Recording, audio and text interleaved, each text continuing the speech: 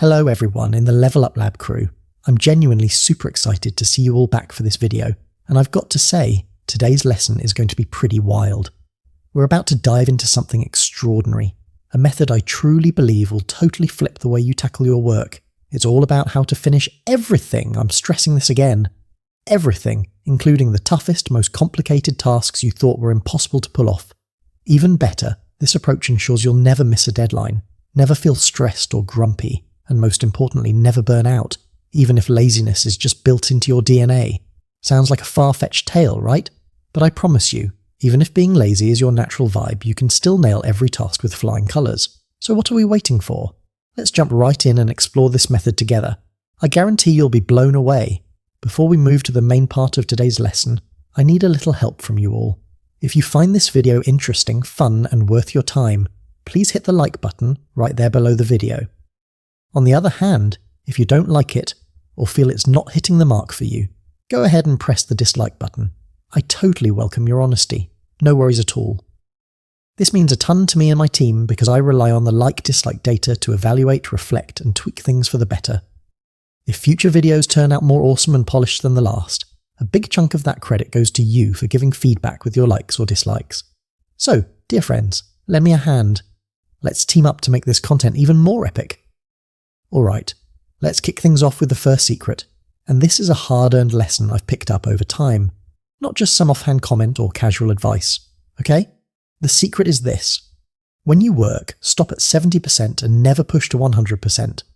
I always stick to this rule and never let myself crash and burn, and I'll break it down in detail so you see why. Picture this scenario. You start working early in the morning, giving it your all, and by 5 PM, the task still isn't done. Should you toss in an extra hour to finish it? My answer is a solid no. Absolutely not. At exactly 5 PM, I stop, leave it for tomorrow, and let me tell you, this approach has worked wonders for me beyond what I could have dreamed. So why 70% and not 80% or 90%? Because life is a long haul, not a one-day sprint. If you dump 100% of your energy into every day, you'll soon be running on empty. Let's paint the picture. Day 1, you're fired up, working hard, staying until 8 PM, going all out with 100% effort. Day 2, after draining yourself the day before, do you think you can still give 100%? Honestly, if you manage 60% of your energy and creativity on day 2, that's already a big win. But hold on, it doesn't stop there. By day 3, your energy starts fading, maybe down to 40%, and if there's a day 4, you might only bounce back to 50% at best. So, what's the total? 100% plus 60% plus 40% plus 50% equals 250% over 4 days, but in return, you're completely wiped out, flat on your back. Now, how about me? I do it a different way. Day 1, I stick to 70%. No more, no less. Day 2, I might dip a bit to 65%, but that's no big deal. By day 3, I get my groove back, hitting 75%, and day 4, I'm back to 70%. Total, 70% plus 65% plus 75% plus 70% equals 280%. And the best part is, I still have plenty of health and energy left for the days ahead. I outshine those who overwork while keeping my stamina for the future. This isn't just talk. I've used it and always finished tasks ahead of schedule, never missing deadlines, never feeling stressed or tired. It's like climbing a mountain. If you sprint from the start, you'll collapse after 500 meters with an ambulance blaring behind you. But if you pace yourself and save energy, you'll conquer the peak. For me, 70% is the sweet spot, the ideal threshold. Call me lazy if you want. Go ahead, I don't mind. Life speaks through results, and my results beat those of the hard grinders hands down. Let me share how I put this 70% rule into action in real life so you can see it clearly. There was this one time I had to prep a super important business presentation, a project where messing up could have cost me a huge opportunity.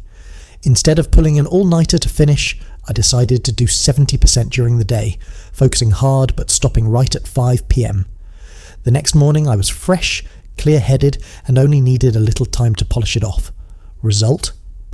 I submitted on time, even had spare time to grab coffee with friends. Meanwhile, a buddy of mine took a different route. He worked at 100% every day on a coding project, staying late at the office. Day 1, he was a superhero, full of energy. Day 2, he started slowing down, his mind getting foggy. By day 4, he crashed completely, not only missing the deadline but needing a whole week to recover. What about me? I did 70% each day, stopped on time, and still delivered the project early, even with time to take my mum to the gym. Now let's switch to strategy 2, and this is a principle I follow with strict discipline. Never work outside office hours. What do I mean? After 5 p.m, no work. Weekends, no work. Holidays, no work. Everything stops. I'm dead serious, and I'll explain why. The first reason is, after work you need time to recharge. Hang out with friends, hit the gym, or just sip a coffee. None of that is wasted time. It's a crucial investment. A rested mind works way better than a tired one. The second reason is, your life isn't just about work. If you neglect your family or personal hobbies, you'll regret it soon enough. Imagine coming home and your wife complains, "You only care about work, not the kids or me." That sparks an argument, leaves you in a foul mood, and how can you keep working after that? Balance in life is the key to lasting success. But the third reason is the most critical, and it benefits both your life and your job. It's this. When work hours end, you need to stop to create a positive void. If you keep working non-stop, day after day, you'll quickly grow bored and fed up with your job. Take breaks on weekends, during holidays, and don't touch work at all to build that distance. When you come back, the task feels fresh and exciting instead of making you groan. "Oh no, back to this again, I'm so done." Think about it. If you work diligently on Saturday but leave Sunday free, Monday morning feels like a refreshing start with renewed enthusiasm. But if you grind through Sunday too, Monday turns into pure hell.